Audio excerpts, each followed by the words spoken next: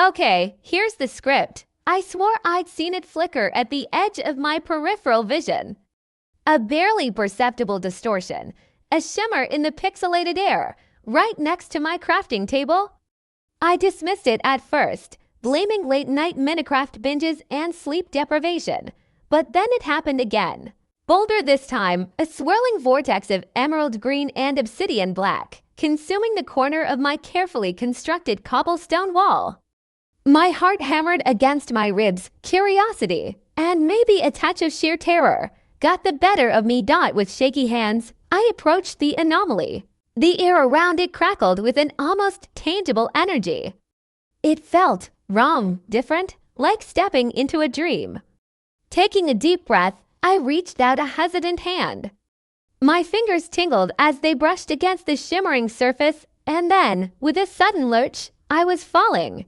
Not the familiar falling of a Minecraft jump, but a real, stomach-churning plunge. The world exploded in a kaleidoscope of unfamiliar textures. Massive, bioluminescent trees towered over me, casting an eerie glow on the alien landscape. Strange, crystalline structures sprouted from the ground, humming with an unseen power. This wasn't the predictable terrain of my meticulously designed survival world. This was something else. Fear warred with awe as I cautiously took a step. Then another. This place felt alive, and I, apparently, was the first to discover it. I spent what felt like hours exploring, marveling at the impossible beauty, collecting bizarre, glowing flora. A strange, winged creature with emerald scales briefly regarded me before soaring into the neon sky.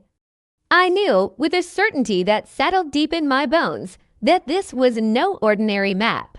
This was someone's imagination, brought to life. And I, somehow, had stumbled upon their secret. Then, just as suddenly as it had appeared, the portal shimmered back into existence, beckoning me home. I looked back at the impossible vista, the strange flora and fauna, and made a choice. I stepped back through. The world snapped back into place, and I was back in my dimly lit Minecraft room, the crafting table still there.